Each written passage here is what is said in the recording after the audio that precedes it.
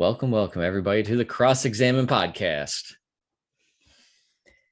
Well, I heard news online that crypto.com is allegedly reversing profitable trades that occurred on May 12th regarding the crypto asset Luna, saying that the prices quoted to users were inaccurate, and in exchange for your troubles, and by that we mean your profits, they will be issued $10 in the CRO utility token in place of that. And the CRO token is their site specific coin that if you hold a certain quantity, then you're granted privileges on their website. And this is just very strange. We don't often hear of market reversals. And when they do, they always warrant further inspection. So if you made a nice profitable trade due to free market economics, at the end of the day, even when you thought your trade was closed, some people looked at it and they said, we kind of missed out on this, or we don't really like the outcome. So let's go ahead and reverse those trades and flip them like a gift card or something that's redeemable for store credit. How's that sound to you? I think it's an amazing look into how DeFi is going to actually function, unfortunately, where I'm sure some people are like, well, how is that fair? And blah, blah, blah. And it's like, well, this is what happens when you constantly throw away your own agency in life, to someone else, and you make them pick up the stuff. Yeah, they're going to probably use it in a way that benefits them more so than you. And what are you going to do about it? I think it's like kind of like hilarious how one of the, I think it was the guy who started Signal. He had an amazing article about how DeFi is kind of a joke anyway, because no one wants to run servers. That's kind of a joke inside the industry anyway. So you have people who run servers because it is a service that no one else really wants to run. So we can't, we have the ability as individuals to start our own internet service, provisions, and we don't, because we don't take the time to learn about it. We don't take the time to buy any of the equipment, to set up any of the protocols, to learn about the ins and outs of all the stuff working. We just somehow expect that this will just be somehow better than the system we had earlier. We buy into all the hype and then are really confused when our pockets are empty and someone else has all the money. So it's kind of like, I'm reminded of the straw man fallacy, where I'm building up my opponent's point, misrepresenting it a little bit, and then attacking the straw man instead of the merit of the true complexity of the situation. Is there some sort of hollow man fallacy where you dramatically hollow out and oversimplify some other process that, if I did it, it would be easier. Or this would clearly be a success if I did it, which is like a failure to recognize how difficult it is to do something. Kind of like with Tesla. It's just an electric vehicle, right? It's just a laptop battery strapped to a car. And a lot of traditional auto manufacturers are extremely good at producing internal combustion engine vehicles, but even if the cars have the same outward appearance, the inner workings could be drastically different. Absolutely. It seems like in our very advanced modern age, it's impossible to know the, inner working components of everything that we're used to navigating with such ease nowadays, whether that's, ovens or electric cars or computers or bicycles, whatever you really want to point to. The fact that we're able to utilize something without really knowing how it works has obviously been very beneficial in the way that we've profited off of what would have otherwise been considered like a specialization. So I think you bring up a really good point there with like a more or less like an underestimation of how complex something could be. And I could also be an individual who is underestimating the in my formulation of the problem, just how complex and dire. I can't even like give that to our audience in order for them to really appreciate, unfortunately. But I think that it comes down to, if you think that this is just as easy as going online and buying stocks, we really are looking at very fundamentally different processes in which ownership of these assets are obtained. I'm thinking right now of to grant some perspective on how complex this could be. We draw a circle. The circle is the communication between you and I right now. And then we're going to add in every intermediary. And this turns into a very wild circuit where I have headphones that have a membrane that's vibrating, and it's changing the sound pressure, which is vibrating bones in my ear. And then they're being converted into from mechanical to chemical transmission signals being processed by my brain.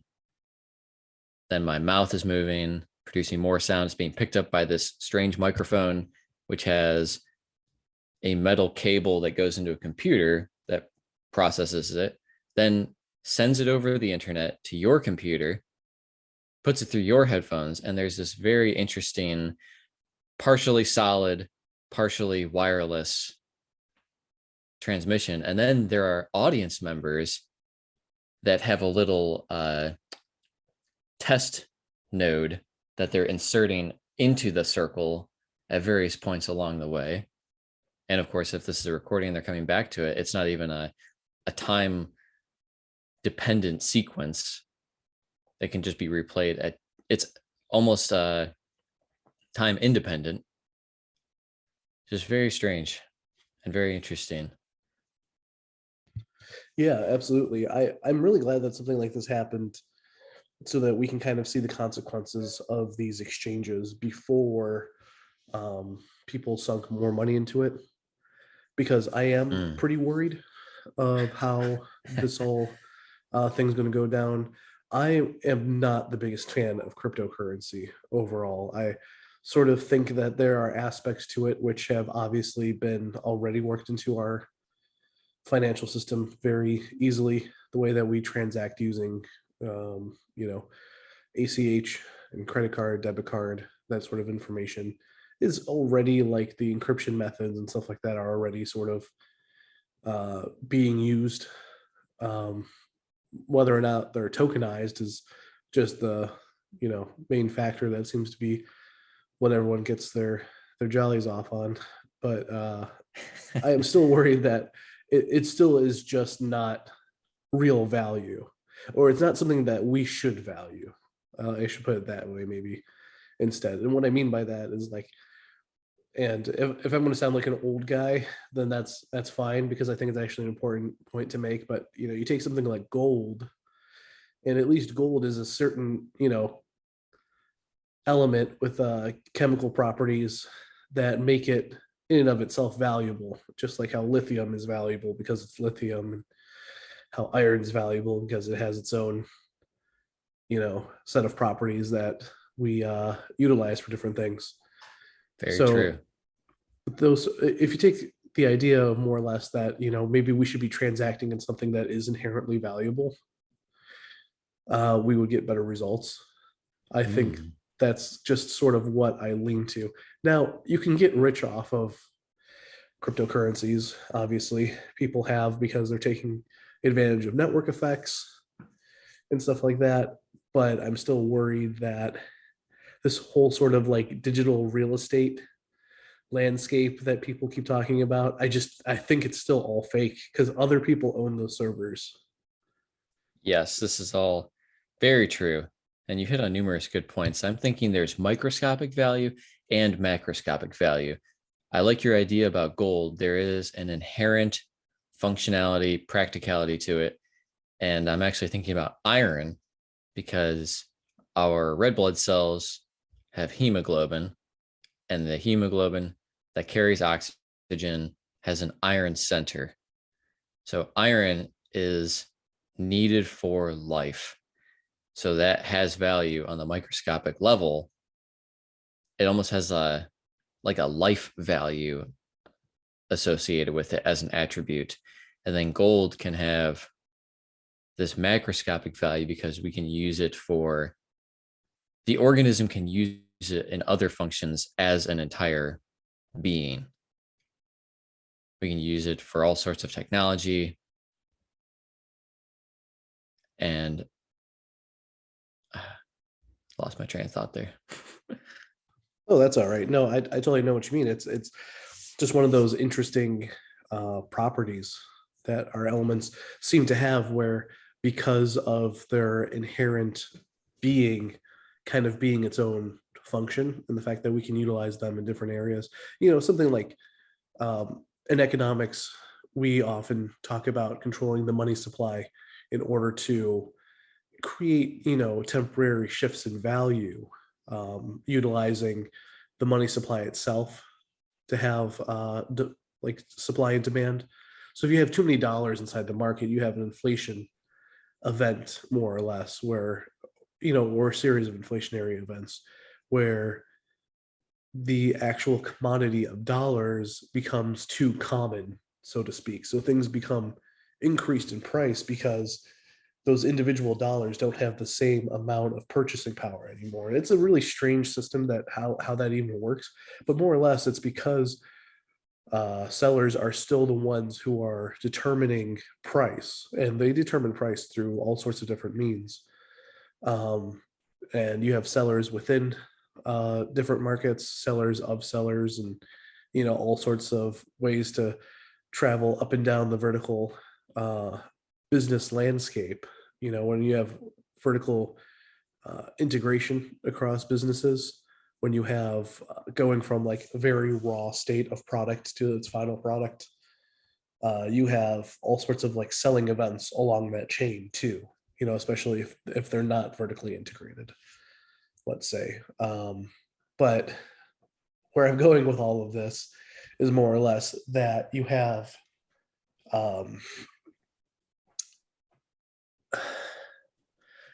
the ability to own that little piece of utility which isn't being held by someone else, if that makes sense. It's like I don't know, it feels different if you have, even if you have your stuff on someone else's server, it still feels like whoever owns the server is still the one who's in charge. Yes, this is similar to how the Pentagon uses AWS, which is Amazon Web Servers, for all their information. So even if Amazon, if we believe that they don't have access to that information, it's still being stored on their servers. So there's responsibility to maintain those servers. And then they also have this inherent degree of control. This would be no different than, I have, I don't know, encrypted files in Iceland, or I don't know, in another country. Even if they can't use what I have, I still have to go into their country. So if they bar me from access to their country, I don't have access to those items anymore. Or if the food that I want to hunt is on someone else's land. Yeah, there's clearly an overlap of, you don't have full control or full access.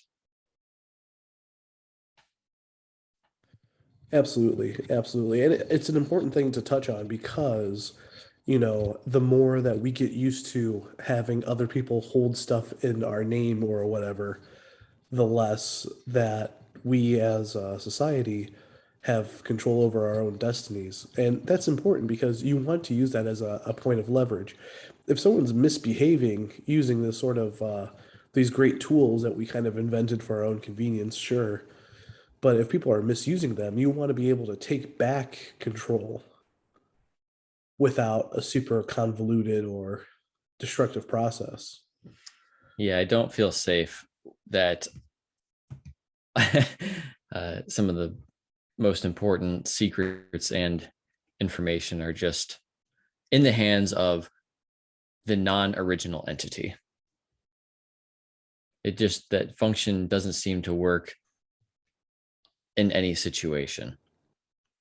Like even if your diary, you have a private diary, but it's held by somebody else, it just makes more sense if you kept your diary in your room instead of letting someone else hold on to it, where they can choose to deny you access, or they could lose it, they could burn it, they could misplace it.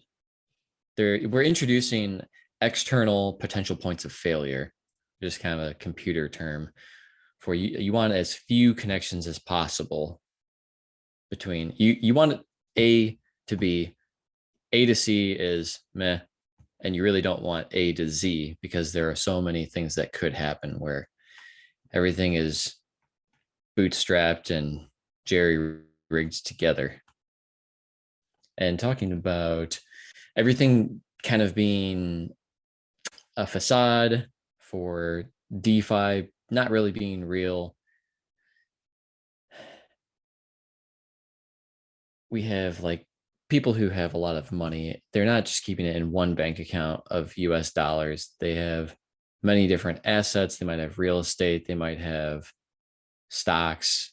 But even if it's mostly dollars, they probably don't have a single bank account, especially if they're only insured FDIC up to 250K. They might have numerous bank accounts, numerous wallets, a hoard of cash somewhere. So when people do on-chain analytics for cryptocurrencies, aggregate that data and try to show it to people and say, look, these are the top 10 Ethereum whales. And the whale is somebody who owns a really large amount of a cryptocurrency. Maybe even though I'm looking at 10 large wallets, there's nothing to say that those individual wallets aren't controlled by a smaller number of individuals. And earlier, before this podcast, you and I were talking about some people might have an account on numerous exchanges as like a quote retail investor. So if you have an account on 5 different websites, well, those 5 wallets might look like 5 different people, but you're already looking at a factor of a 5x dilution. It's very interesting. And Ethereum wants to go to proof of stake. So if you have large money bags, you can sit on them and continue to earn more money and be a validator without innovating. And I think that was also one of the problems that you were talking about with, you essentially can have an increase in money supply, but the money supply should be in parallel to an increase in value of goods and services in society. If the pace of money printing is faster than value creation, you get this mismatch and it starts to dilute the money supply. And I think I might be correct in calling that inflation, because over time, human advancement creates better things, better services. So because our society and civilization is more valuable than it was in the past, then it makes sense that there should be an increased corresponding number of dollars or any other currency for that. And then, I'm sorry, another point was with the very first part of crypto.com allegedly reversing profitable trades and then flipping you a $10 gift card. I'm thinking of this quote from a YouTuber. His name is Matthew Cratter, who says, "Privatize the profits, socialize the losses." And I think that's a big thing that happens. If people make money, then they want to keep it to themselves. But if there's a loss, well, we're gonna have to reverse these trades, and we want to make sure that I get mines. And I believe it was JP Morgan Chase and probably some other large institutions that missed out maybe 2 months ago now. It was a metals market and people had made some really, really nice profitable trades. But because the big dogs who were in charge didn't get a slice of the pie, they didn't like the outcome. So at the end of the trading day, they reversed all the trades that happened. And that's really strange when a centralized agency or agencies work together to reverse the outcome without really having a great reason other than we wish that we won the football game or the baseball game, so we're going to undo the results. Like, no, we're going to keep playing until I win. And I don't think that that's fair. No, absolutely, and it should like piss people off. It's really quite incredible seeing the inventors of a lot of these different technologies. I don't know, like sometimes I look at like you know, the guy who's thought of as being the main dog over at ETH, Vitalik Buterin, and unfortunately, he doesn't seem like the guy who's like, I trust this guy to stand up for my human rights sort of thing. Like he just doesn't seem like that kind of guy, you know. I wouldn't say that he's necessarily like cowardly, but he doesn't Seems seem like someone who's very principled, I guess. Like he cares about the technology, which is cool and whatever, but he doesn't seem to be like an individual who's really, I don't know, driven in a way that feels like it would be beneficial to all of mankind. I think a lot of these engineers look at people like machines. So for them, I feel like they probably have this sort of idea of how a person should be. And so their design principles aren't to necessarily increase the amount of human agency and freedom that we enjoy. It's more or less how to corral the middle class. this is completely my subjective opinion, but when I watch interviews with Vitalik, I agree with you. He does care about the technology. And my tentative conclusion is he's a vulnerable individual in that I fear that marketers will try to sell him a pitch with malevolent intent, that they can try. He's somebody that a group of collusive people will try to manipulate and sell certain ideas to because they think that they can trick him. If we can just get Vitalik to do this for us under the guise of something else, then we can benefit. I just imagine that to be the case. I haven't really seen evidence of that. It just seems like he's the I kind of think that's one person of that, those. Absolutely, it's a dominant strategy that we don't talk about enough. We just assume that the sort of merit of its own uh, cause will be apparent, but I think that so much of the business world is just literal schoolyard bullies picking on people who can't stand up for themselves. and how do I trick this person into buying into my Ponzi scheme? Yeah, absolutely. You try to sell them on value. You try to make up a story of how value is going to somehow be transferred into their hands and something that, you know, it just sounds too good to be true. And I think people should have pushed back on it, but we're way too naive as a people. We don't have a backbone anymore. There should be more people just saying, you know, just no because of the principle of no. And it gives you like a good ground to stand on. It gives you a good negotiating position, I you know, agree. because if everything is just default yes, then you're going to walk into any sort of idiotic, gullible trap, you know, they set for you. Very true. And I will say it's possible that he's aware of this and people have tried this and he's successfully deflected these attacks. So it could just be my impression of the limited interviews that I've seen with him. So I'm not saying that this is for sure the case. He could just have a really, really good poker face and he's not letting on. And he has this controlled projection of himself, of how he presents himself to others. It could But be. I'm thinking more, I guess, along the lines that I think ETH isn't ETH like it's a lot more involved with what you would call like your standard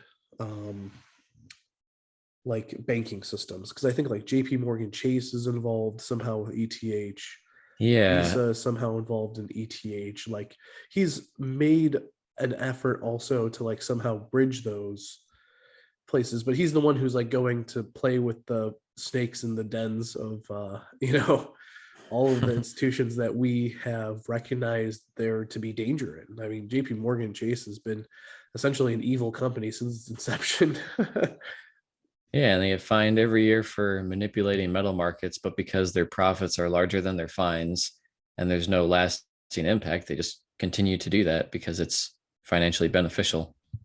Right. And if anyone tries to change that dynamic, then they're going to just put people in government who say differently because they have the money and ability to do so. So I think this assumption I think people make that somehow the government will be able to fix things. I'm telling you, our government has already been bought and sold completely. Completely. Our economic prowess has also kind of been our undoing in a certain way. And it feels like a lot of what we're answering to more or less is these like shadowy mafia type, uh, you know, I wouldn't say puppeteers per se, but kind of like puppeteers behind the institutions. These are all the wealthy people that you do not know the names of. By People who design. have, yeah, yeah, exactly. And it's because they can afford to do so. They can afford to be exceptions in so many different ways. Hmm. So I think at least my goal is, and hopefully I can reach this out to the audience, is that as the middle class, I think our job more or less is to keep the rich class in check. And it's not because I think rich people are necessarily evil or anything like that. Like, obviously, if you do something that's a huge benefit to mankind, I totally think that people should enjoy being rich when earned in a certain, beneficial way. But at the same time, like we can recognize that there's runaway incentives there too. When there's So yeah, there's an opportunity there, and people are inclined to take them, even if it's just 50-50. If you just remove that incentive or the ability, then you don't have to play that lottery ever. absolutely, the idea being more or less is that as the middle class, we need to be taking wealth away from where it's being concentrated, and we do that by buying. So we have to go out and we have to buy businesses. We have to be voting with our dollars, which is honestly the reason why I think the reason why I use the phrase voting with our dollars is because it's kind of, I think, giving more people a visual that like you could either vote twice a year um, Mm. and pretend like someone in government is going to do something about it, or every single day that you're spending money on something, instead you're making a little bit more of a conscious effort to funnel that money into areas that you know should see economic improvement. This is a good So point. stop buying shit at Walmart, like, and maybe things will get better for those people at Walmart. They've done a great job because large companies and very powerful people have created incentives so that it's tougher to choose something that's better for you. It's easier to choose something that's better for them. Like Walmart is the largest employer in most states in the US, and they have a large selection. They're a successful business. They have low prices. They are extremely demanding on their supply chain and to the people who want to sell their products in Walmart for those same reasons that they will reach a large audience. And it's harder to make multiple trips to buy everything that you need and to pay a slightly elevated markup in order to benefit local communities. And it's harder for them because they don't have, those stores also don't have the same networking or logistical capability.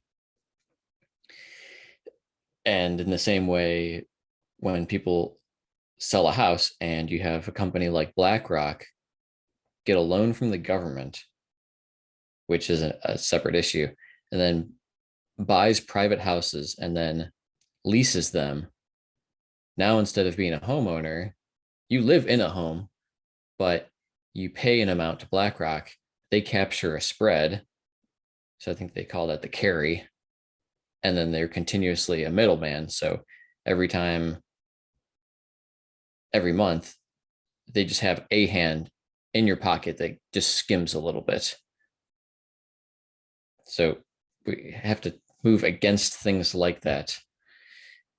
Just the root system that has been grown around us into our pockets underneath our feet is by design, and they've had a long time to do it. And in the same way that we were talking about the Pentagon keeping all their information on AWS, Amazon Web Servers, because Amazon made it the easiest choice. They said, hey, you can do this maintenance yourself, keep it on your own, or we can do it cheaper.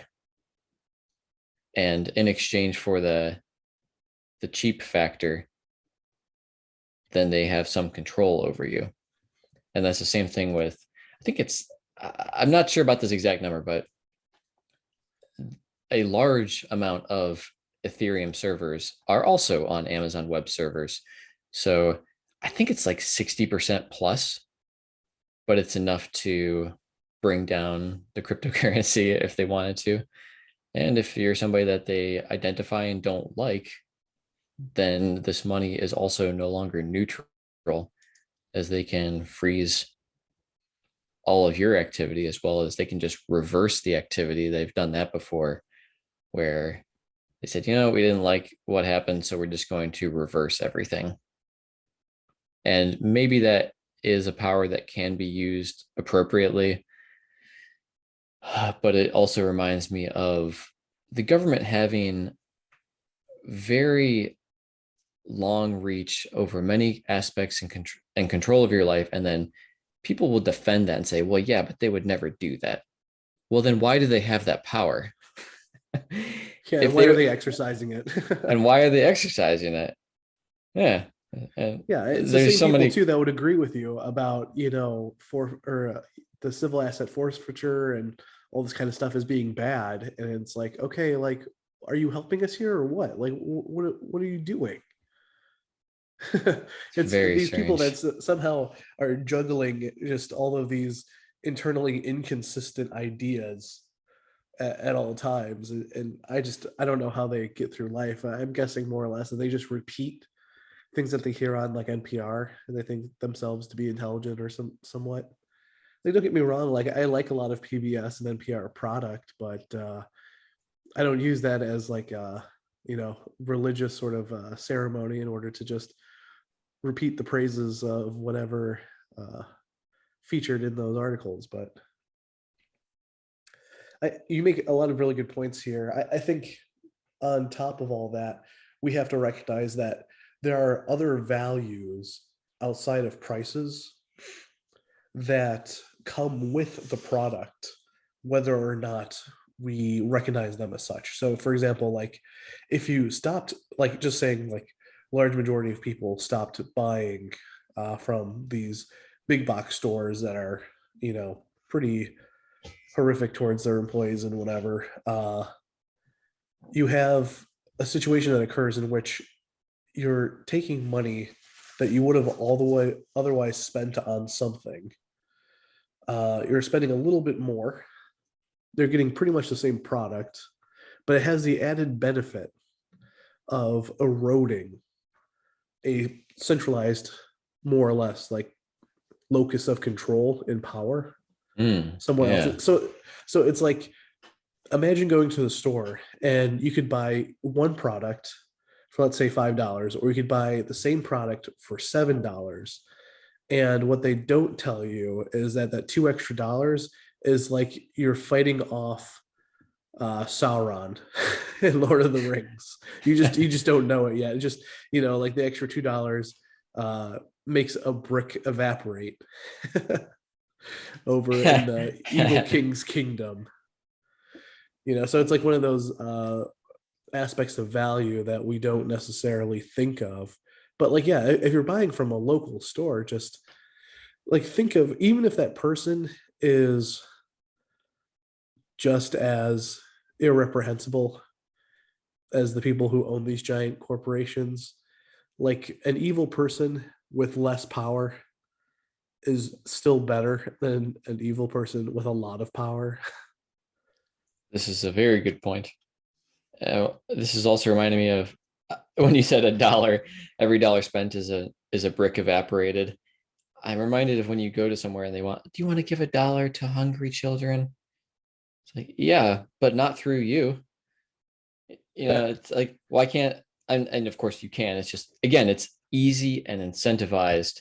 But what does this company do? They aggregate all this extra money. You get to feel like a good person. They get to write a big check, have a PR ceremony, and then they write it off as a tax deduction. Now, you could go out on your own and donate money to these organizations as well, but that takes stamina, endurance, and awareness. And they've just done a really good job. They have, they have. I It's good for us though to like recognize and hopefully like push this out onto our audience too. And like I'm going to probably go off on a little limb here, but I'm going to say that I am going to design here behind the scenes, and hopefully more people will join us for it. But I think it's time that we just start putting together alternatives to these sorts of companies. And I'm thinking of ways that can be done pretty easily, not more or less like Amazon equivalents or such, but at least like starting off something small, like maybe at least making directories. Can we like somehow fight these marketing influences with like a similar sort of marketing strategy, which is like maybe we build websites that celebrate these smaller businesses, and so like together as a community, maybe more or less we're learning how to get together and talk with one another and point each other in directions of small companies that are in need of this sort of exposure. even the So, oh, go ahead. even the term marketing itself is marketing.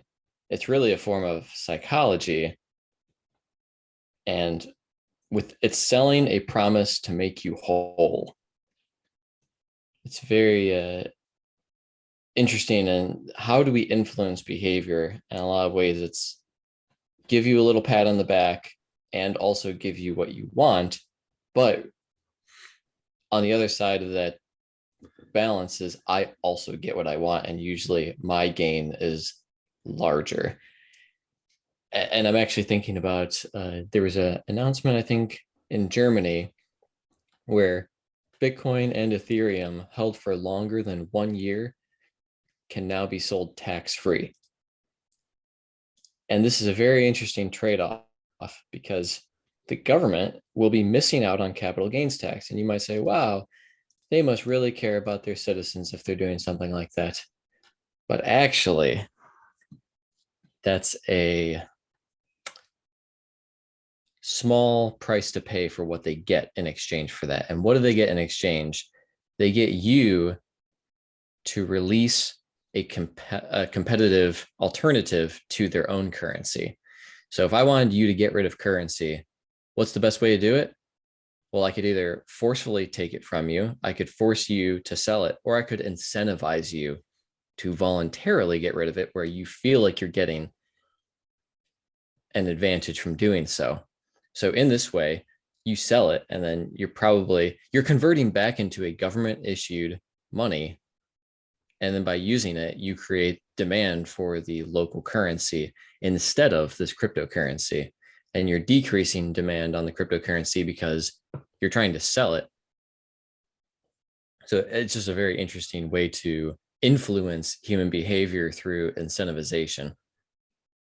I think this is a good time that I can introduce and for the audience, I'm not the biggest fan of Noam Chomsky, but I do believe that one of the quotes he had is just very pertinent, and something that I think about quite often, which he said back in the day that everything's better in the West, including the propaganda.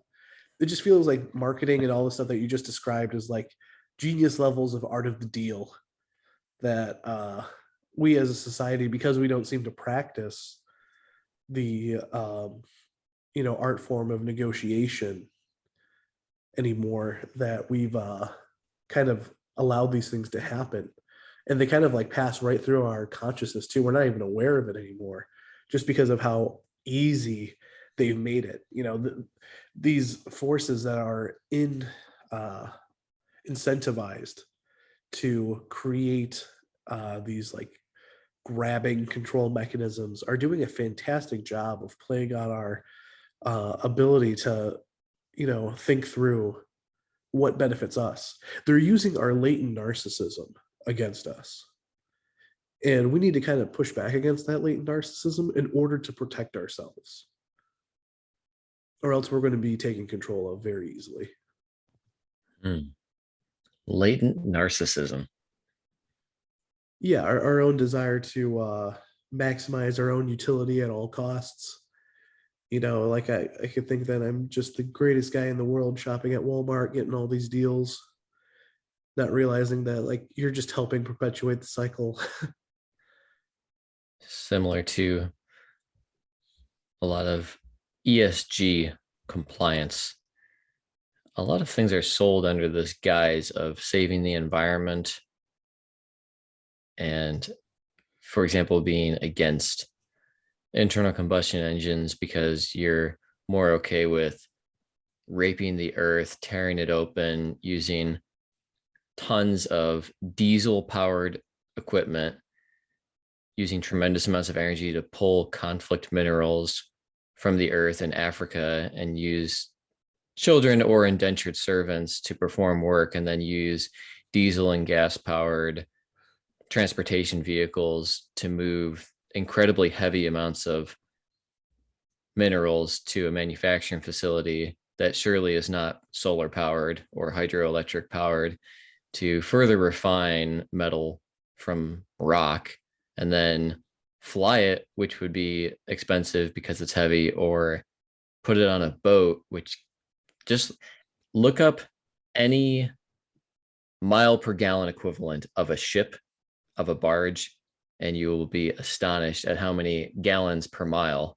You have to invert that equation, that ratio, to calculate fuel cost and then put it in another factory to eventually have it end up in a product that you can feel good about. And it's just a strange world that we live in, where we're patting ourselves on the back, we feel good, and ultimately you're driving a vehicle that might produce less carbon, but it's still no one's hands are really clean. Right. It's Right. not just Absolutely. not a simple picture. No. No, and a lot of car manufacturers, I think, have made efforts. I should say there's one car manufacturer that actually seems to uh, try harder than others. But even then, yeah, I mean, absolutely, you can't make complex, expensive things in this world without some sort of cost associated with it. So I 100% agree. It'll have to be one of those things too, where like I was just thinking about this earlier too, with how we have a strange relationship between technology increasing and like a technological revolution in the economic sense is where you're taking the same amount of inputs and you're getting more outputs. You're literally becoming more economically efficient that way. That has a strange way of transforming the value of something. Like think back in the 90s, how expensive VCRs were versus the same product early 2000s or even a little bit later than that. Hmm. Or like video games back in the day too, how the prices of video games are like weirdly consistent despite the sheer, you know, leap in the technology involved. Think about computers too, home computers. I mean, you would not pay like I wouldn't even consider 90s computers to be of any worth today, really. The amount of processing power that they can do is just not worth it, quite honestly. They're not worth the electricity because they use a lot more electricity for a lot less processing power. So there's interesting upsets that occur with technological revolutions in the economic world. I think it's like interesting to bring up only if it also heightens our awareness towards just the complex interweave of all of these different variables involved. I think I remember one of my teachers saying they remember when they had a brand new internet connection. They had two buildings across the street that were connected by this crazy super fast connection. And I believe it was 1 byte per second. And that was enough information for one letter to appear every second. And they were transmitting data and watching, like if they were to spell U, it'd be like Y, O, U. And they were just amazed and astonished at how fast that connection was. And back when server plates were just giant, heavy, heat producing, the whole room was hot. And I remember our family computer, we were upgrading the memory. That's right. We were maxing it out. It was maxed out with its new improvement of 512 megabytes, something like that. Maybe it's 524. Could have been 512, but it's just I mean, that's so small. I can go to a store and purchase a 64 gigabyte flash drive for $5. Yeah, which even like back 10 years ago, that would have been at least 15 or $20. Sure, they wouldn't have even. I remember when I think it was 8 gigabytes was like the largest you could even make. Yeah, yeah, because I did work at Radio Shack for a short period of time before they went Oh belly up. yeah. So they like their shift in business model too was going from kind of like quirky dad like electronics to trying to be like an accessory store more or less for all of these different digital products. So they were like really into SD cards, flash drives, headphones, like anything you could want as an accessory for your laptop or phone. They wanted to be that sort of company. Hmm.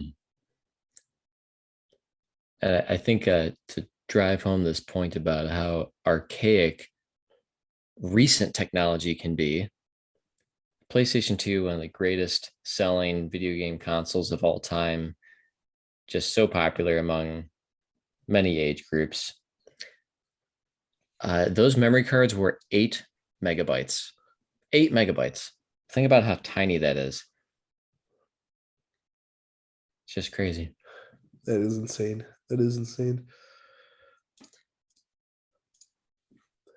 But I think we should wrap this one up. Yeah, that sounds Um, about right. I have no idea what happened to our conversation. We felt like we went where we were going somewhere with DeFi, and then we ended up with 8 megabyte Let's go. PlayStation memory cards, which was pretty fantastic. But Stream of if you could, consciousness. yep, I mean, like if you could buy those memory cards from a non-big box store, probably for the better. Maybe not all big box stores are bad, but I think it's worth noting the um, importance on the trade-off between what's good for you in the short run and what's ultimately harmful for you in the long run. um, you could be incentivized in the short run into running down the path to hell pretty easily. Hmm. Yes, I agree. So I think we And should watch big, these DeFi things a little bit closer. But yeah, watch I'm out for interested to the see. ESG electricity police. Always use our critical thinking skills. Does this really use more energy, or is it using stranded energy, flare gas, volcanoes, thermal? Uh, there's always more than meets the eye, and people that present information to us do so with an intent. What is their motive? Why are they telling me this? And what are they telling me? And I'm not saying be suspicious of everybody, but there's nothing wrong with thinking about the broad spectrum of motives that could be behind a person or company's choice to do something. People rarely, okay, this is reminding me of insiders. So, insiders have many reasons to sell a stock. Maybe their kids going to college, maybe they're just done with the company, they don't believe in it anymore, or they wanted the money to invest in more things and diversified portfolios. But there's only one reason that insiders buy a stock, and that's because it's going to make them money. They're not buying insider. They're not buying stocks with insider information out of the goodness of their heart. Yeah, I'm willing to take a loss for this company. I know it's going to tank, so I'm going to buy a bunch of stock before it tanks, knowing that I will help carry the burden. So there's a motive that can be inspected. There's nothing wrong with being skeptical and always making attempts to cross-examine the information that is being presented to us or the information that we come across on our own. Absolutely. You as an individual are a valuable thing on this earth. And I think that's an important thing for you to internalize and argue on that behalf as well. Don't sell your soul to the devil just because it's convenient. You know, stand up for yourself. Buy things so you can have ownership over them, true ownership. You know, be a little bit more skeptical, I would say, because I think you brought up and beautifully said a very important point, which is like, hey, the way that these people are trying to engage with you, they have, you know, reasons for doing so. Sometimes it's out of the goodness of their heart, sure, but you know, you'll quickly find out if there's a price tag attached to it or not. People have reasons for doing things. Sure, there are some people that go to work because they truly enjoy their work. But it's also safe to say a lot of people go to work because they get a paycheck. I'm reminded of a comic that I really liked. It was just a man sitting at my desk, and it looked like a family photo. And it was like, I need to remember who I'm doing this for. It just says living or something like that on there. Oh. So it's like, yeah, why are we at work? Well, we need money to live. And it's like, yeah, we're not really being fulfilled by these soulless sort of institutions, but we need to work in order to pay taxes, because even if we were to own our own property, remember, we're still renting it from the government. So if we truly want to be free, we have to somehow discouple the tax structure from, I think, like at least your primary home, primary residence, in order to truly be free. So that way we can have a lot less people working in these like soulless corporate mills, unless you think that's fun, in which case you're wrong. Yes, yes, yes. So we'll continue to work together, and I'll keep the audience posted on this idea that's always been like an interesting pet project of mine. It's like, yeah, maybe I'll just create a website in which we can put on, you know, people's uh, fun products and business ideas that they've had over the years. Give a shout out to good old fashioned American made products. Okay. But I'll keep everyone posted on that. All right. That sounds good. Well, thank you everybody for joining us as we go through the twists and turns of exploring life. Absolutely. Take care, everyone. Bye.